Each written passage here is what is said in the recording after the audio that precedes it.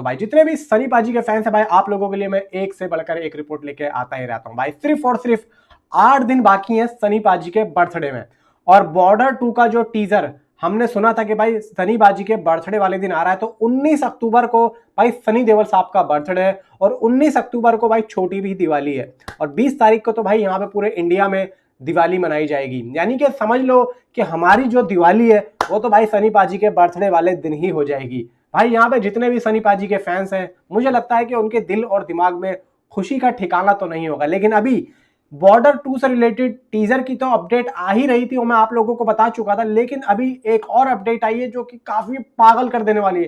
भाई crazy report लेके आया हूं, मजा ना आए ना भाई अनलाइक करके जाना और अनसब्सक्राइब भी कर देना, लेकिन वीडियो को पूरा देख लेना, मजा भरपूर आएगा। अब देखो, अभी हाल फिलहाल में मैंने अभी एक रिपोर्ट और देखी थी कि बॉर्डर 2 की जो शूटिंग है वो थोड़ा बहुत यहाँ पे कुछ वर्क चल रहा है, जो कि मुझे नहीं लगता कि कोई स्टार वगैरह पे मौजूद होगा। कुछ यहाँ पे देखो होता है, क्रू होता है, इधर के भी शॉट ले लिए, उधर के भी ले लिए, थोड़ा सा मूवी का जो एक ग्राफ होता है साइडों का, और इस मूवी स्टार्ट होने का, या फिर थोड़ा सा इंडिविजुअली सीन दिखाने हैं, उसके लिए थोड़ा बहुत यहाँ पे लेना पड़ता है। बाकी जो स्टार्स का जो वर्क था वो तो यहाँ पे कंप्लीट हो चुका है। लेकिन अभी यहाँ पे भाई बॉर्डर 2 का जो टीजर है वो आई थिंक सो, जैसा कि हमने सुना था कि भाई इसका जो टीजर है वो कट हो चुका था 15 अगस्त के आसपास, तो अभी मैंने फिर ये भी सुना था कि इसका जो टीजर है वो सारा दोबारा से इन्होंने रिक्रिएट किया है। अब इन्होंने क्या डाला है आई थिंक सो मुझे नहीं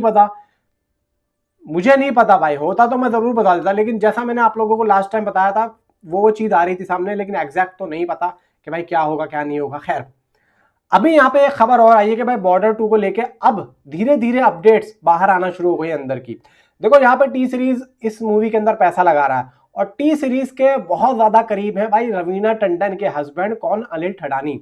और मेरे हिसाब से भाई इंडिया का, मेरे हिसाब से जो मेरा सबसे मनपसंद जो एक डिस्ट्रीब्यूटर है, जो कि एक इंडिविजुअल है जिसका कोई प्रोडक्शन हाउस नहीं है, भाई अनिल ठडानी साहब। रवीना टंडन के हस्बैंड है अनिल ठडानी। भाई ये बंदा एक ऐसा बंदा है जो कोने कोने तक ना अपनी बात को रखता है, और इसकी चलती भी है। बंदे के अंदर इतना दम है। देखो अपने इंडिया में, अपने खास तौर से अगर मैं नॉर्थ की बात करूं, तो 3 डिस्ट्रीब्यूटर ऐसे हैं जो कि भाई फाड़ू है। नंबर 1 पे तो YRF है, यश राज फिल्म, उसका तो कोई तोड़ ही नहीं है। फिर आते हैं भाई करण जौहर साहब यानी कि धर्मा का, फिर आते हैं भाई अनिल ठडानी साहब। तो यहाँ पे अगर इन तीनों को देखा जाए तो भाई मैं अभी देखूं ना कि अभी ऊपर के दोनों तो इनके लेवल पे आए, मतलब इनके आमने सामने तो है ही नहीं, अभी सिर्फ यहाँ पे अनिल ठडानी ही आ रहे हैं। तो यहाँ पे भाई नंबर 3 पे जब डिस्ट्रीब्यूटर अकेला आएगा और सामने कोई फिल्म नहीं होगी, तो सोच के देखो उसकी पहुंच कहां तक होगी। ठीक है, मतलब इस डिस्ट्रीब्यूटर को सिर्फ 2 ही बंदे यहाँ पे टक्कर दे सकते हैं, जो कि ऊपर के मैंने 2 बताए, YRF और धर्मा। तो सामने कोई भी नहीं है। अब ये सोचो कि अनिल ठडानी के सामने जो भी डिस्ट्रीब्यूटर आएगा भाई साहब पानी पी के जाएगा, फाड़ देंगे डिस्ट्रीब्यूटर में। अनिल ठडानी साहब वो दम रखते हैं। जैसे कि आज के टाइम पे शाहरुख, सलमान एंड आमिर, इन तीनों का नाम आ रहा है ना बॉलीवुड में, ऐसी ये लोग हैं डिस्ट्रीब्यूटर्स में। YRF समझ लो आप लोग शाहरुख खान हो गए, एंड भाई धर्मा और ये अनिल ठडानी हो गए, ये सीधा आमिर खान और सलमान खान। ये डिस्ट्रीब्यूटर में बता रहा हूं, इनकी पहुंच, इनका नाम, इनका ऑरा ये है।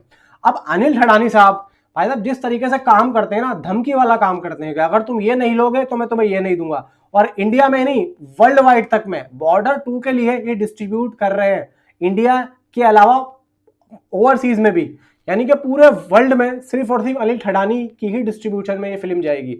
अब आप सोच के देखो कि भाई एक ऐसा डिस्ट्रीब्यूटर जिसकी पहुंच इतनी तक, भाई छोटे, मैंने खुद देखा है भाई, डिस्ट्रीब्यूटर छोटे से छोटे एग्जिबिटर्स तक पहुंचता है। ये जो अनिल ठडानी है ना, इनके जो लिंकअप है भाई साहब छोटे से छोटे।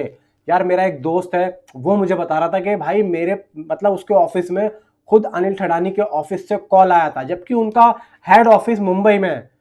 जबकि हेड ऑफिस में फोन करना चाहिए उन लोगों को, नहीं, यहाँ पे भाई एक एक एग्जिबिटर के पास में कॉल जा रहा है। ये सोचो आप लोग, इस तरीके से काम होता है। एक तो डिस्ट्रीब्यूटर हो गया कि भाई जो जो हेड ऑफिस है ना, उन हेड ऑफिस में फोन कर दिया। अब हेड ऑफिस वाले खुद अपने नीचे की ब्रांचेस में कॉल करके बोलेंगे। लेकिन भाई यहाँ पे अनिल ठडानी साहब की अपनी एक अलग टीम है, जो कि हेड ऑफिस तो छोड़ो ही छोड़ो भाई, उनको भी हड़का के रखती है।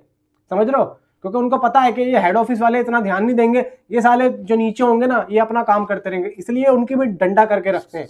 तो ये सोचो आप लोग कि ये हो रहा है और ये काम करते, और इसी तरीके से सारे डिस्ट्रीब्यूटर काम करते हैं जो भी मैंने ऊपर बताया, YRF और धर्मा, ये सब इसी तरीके से काम करते हैं। और बॉर्डर 2 ना भाई 5 लैंग्वेज में रिलीज की जाएगी, यानी कि तेलुगु, तमिल, कन्नड़, मलयालम और हिंदी। भाई हिंदी के अलावा 4 लैंग्वेज में इस फिल्म को रिलीज किया जा रहा है, पैन इंडिया लेवल पे।